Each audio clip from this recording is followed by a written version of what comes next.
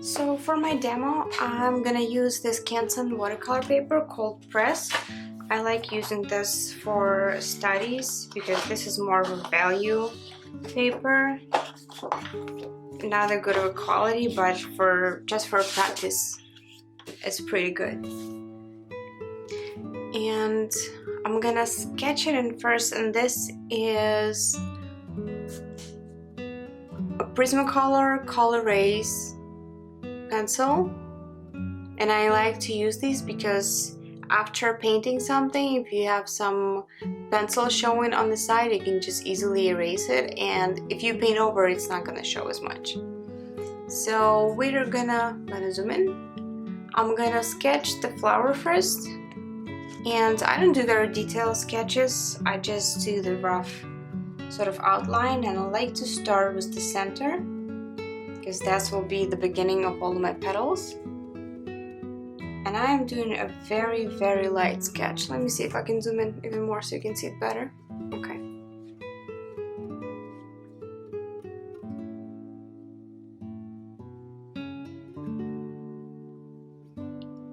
And this is sort of gonna be that fluffy part that goes around the center.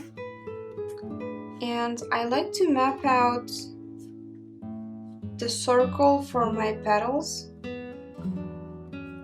so they all sort of stay in proportion. I'm gonna paint this at an angle, and I'll just mark sort of this top of the center where they have this sort of this little cap. Okay, I'm not sure where it stopped, but just realized that my camera shut down because my card was full, so we're just gonna resume from here. Okay, so I'm adding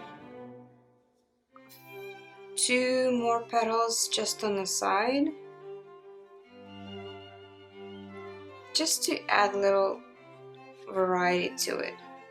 And I think I'm gonna move this side petal. You see? So easy to erase. Doesn't leave any marks behind. I'll drop this one down, sort of.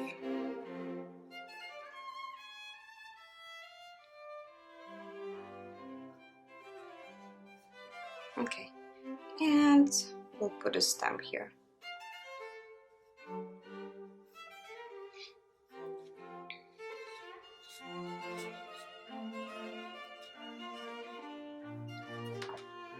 Alright, so I'm gonna start with my large brush. I really like using this one. It comes to a nice point, and this is size 10 Princeton brush. And I like using large brushes because they hold a lot of water and they sort of create a much more organic, looser mark. So I'm gonna start with my red here, which looks a lot like cadmium red. And I'm gonna pick up some over here. Now, if you don't like this to happen when your paint sort of, you see, comes to one drop, you can take a fine sandpaper and sand this metal mixing palette a little bit, then your color is going to be more spread out in the palette. But that doesn't really bother me. So I'm going to go in with the color, and as I go in, I like to leave out some space for the highlights because that is also what helps me create a more realistic effect on my my petals. So I'm just marking the sides, and I'm gonna just leave out some of the random spots for the highlights.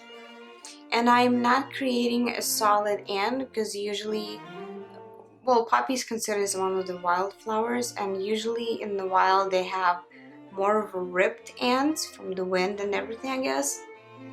But this just instantly helps you create a more realistic effect. And you see, with a large brush like this, you can alternate your marks, going from thinner to thicker. And when you make thicker lines, you also dilute the paint a little bit, so it creates a nicer sort of highlight section. And right now I'm just working with my red. I will add a little bit of more definition to the petals by adding shadows to them, but I will use a different color for that, a different shade of red.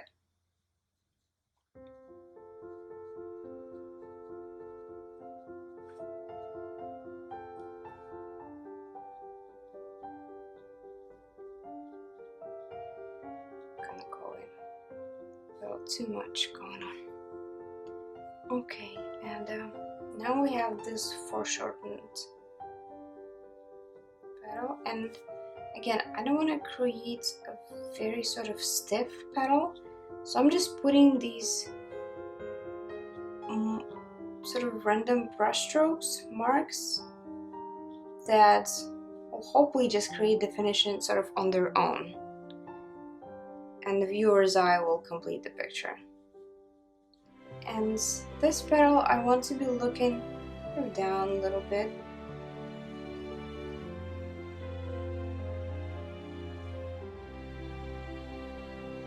Like that. It's connected here. And we got one more. Actually, this one, I'll curve it up a little bit.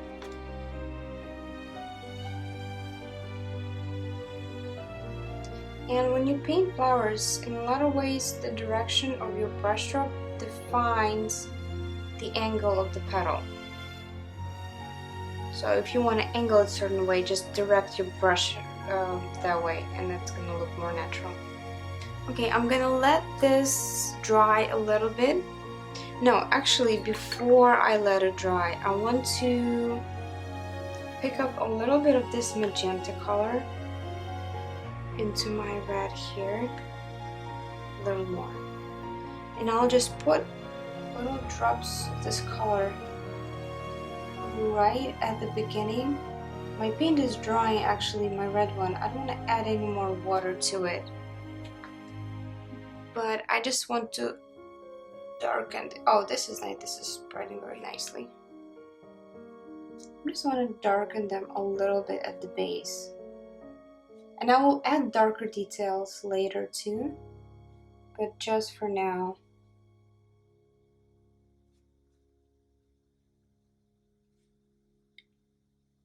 A little bit here. Alright, I'm gonna let it dry, and then I'll go in with some details at the center.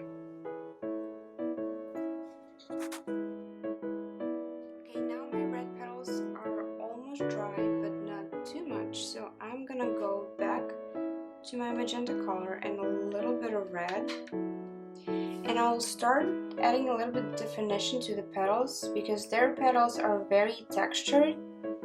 So I'm just gonna draw some lines with my brush, and I again variate the thickness of my lines, and this just adds some creases in these petals, and by that we're gonna add more definition to them. So I'm just using this sort of cadmium red and my magenta color here, and again you can add some curvature by changing the direction of your line. You see I'm adding a little bit of a curve at the top, and then as I go down I curve it inside into my flower. And the same here, we can curve that so as if this petal is curving out. I hope I'm making sense. Let me know in the comments if this is confusing, if you need more precise directions. And again, for this one, I'm gonna curve this one a little bit. And I always start from the center because it helps me preserve sort of the sense of direction, but sometimes I go from the outside in, and I just imagine as if this was a three-dimensional flower, how would these creases look on the flower. So this is not, I'm not going very random with them. I'm still trying to think of how would it look in real life. Again, well, this last petal is a little too dry for the details, so I'm gonna put in some at the center, but you see they're gonna blend in the end. Well, that's okay, no big deal. We can go back later and reinforce them later. Alright, we got the details. Now I think the red is drying up. I'm gonna put a stem in, and I want to use this light green and a little bit of yellow ochre to make warmer, and I think I'm gonna use just a little bit of this blue color, like Prussian blue, whatever that is. And I can test this on the side. Yeah, this is good. I can use it even more.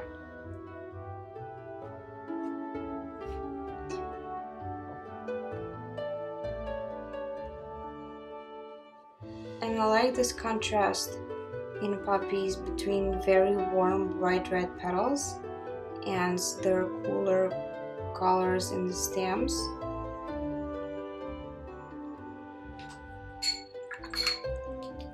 And I'll do a little color swatch actually on the sides for the colors that I've used so far.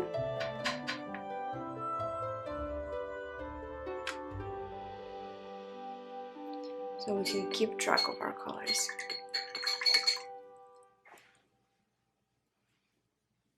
Okay, now also since our fly is drying up, we can go back to the center, and I'm using a smaller brush. This is Silverwhite round size 4. And I'm going to use some of this blue color here. My darker blue. This actually looks very nice as it is, but actually I'm gonna start with this one, and I'm gonna add a little bit of darker detail, and I'm gonna go in with sort of these fuzzy textures in the center, and I'm using the very tip of my brush. My petals are dry, almost dry at this point, I'll say. And I'm keeping this very sort of loose and organic. I'm not going into too many details.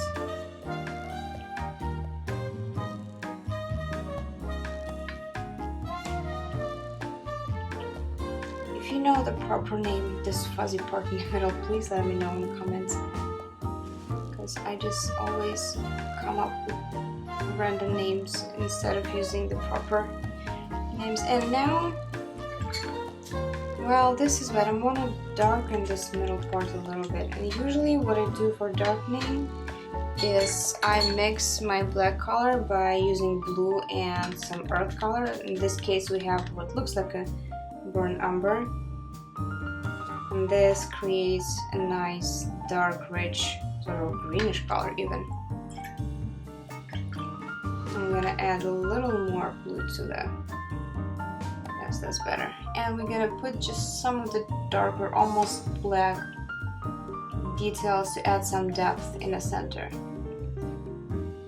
And I forgot to mark my blue for the color swatch. Okay, well that is drying a little bit because we still have to do the center. I'm gonna use a little bit of my blue and just a little bit of this sort of green mixture that we made with the burnt sienna, burnt umber, and I'm gonna add some just darker accents to the middle of the flower. And since we are using warm red, and a cool blue. When they overlap, they actually create this very neutral color, almost black, so it's not too purple, because warmer reds have more orange to them, and orange is a complementary of blue, so they're gonna create this darker color. And I'm just gonna add these details that are sort of at the base of the petals of the puppy. And I'm just using the very tip, going very lightly, not to add too much on. Okay, I think that's gonna be good. I'm gonna add a little more over here, and I can use a little more darkness.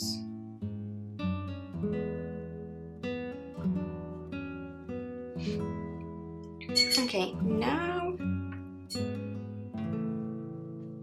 we can add a little more definition to our stem.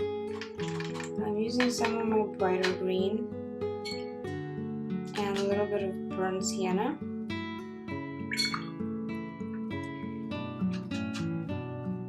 And if you looked, yeah, this is good. And if you look at the stem of the puppy, it has little dots on it, speckles. So I'm gonna add a little bit of a darker color here at the base, sort of of the stem. And then as I go down, I'm just gonna add some of these dots in sort of in a random pattern. And as I'm going down and losing some of the colors, it becomes more faded. And if you think you've done too much, you can always take a piece of paper towel, and as it's still wet, you can pick up some of the pigment.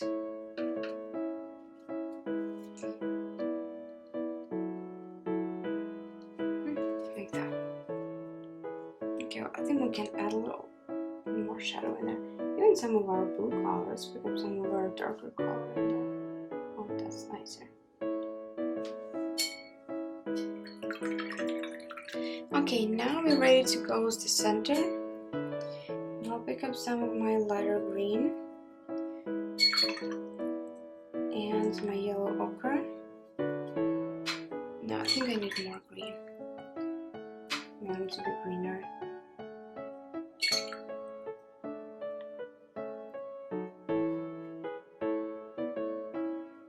Yes, that should be green.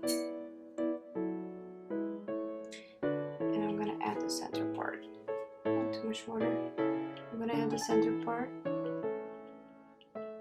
And it's okay if it blends with some of the blue on the sides, because it adds sort of a little bit of definition and depth to it.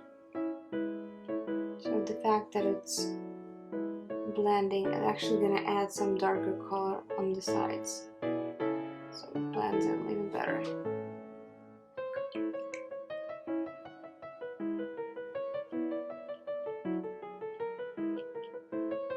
And I'll pick up some of the color at the top here. While that is drying, we can go back to our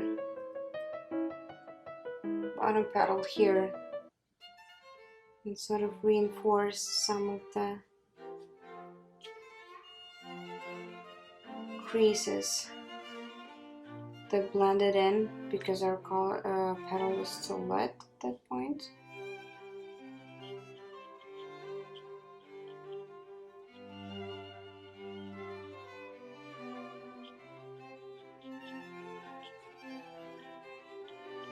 We can go back to other petals. I need to add even more definition to them.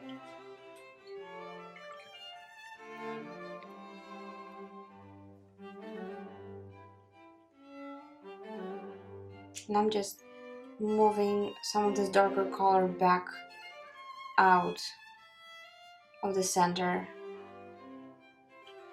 just so it's not going too much inside, because we want to keep it sort of lighter for contrast.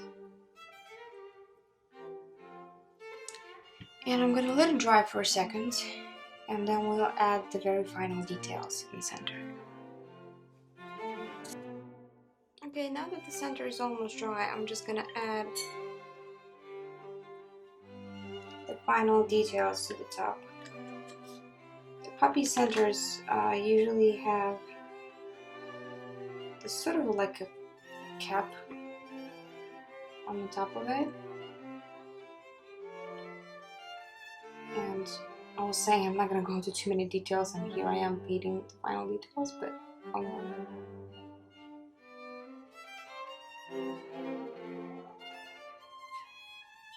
and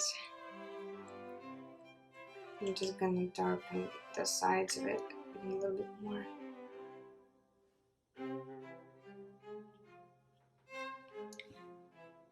And that's it for our puppy. So thank you for watching. I hope you enjoyed this video. Subscribe to my channel, give me a like, leave a comment, do whatever, and I'll see you in my next video. Bye!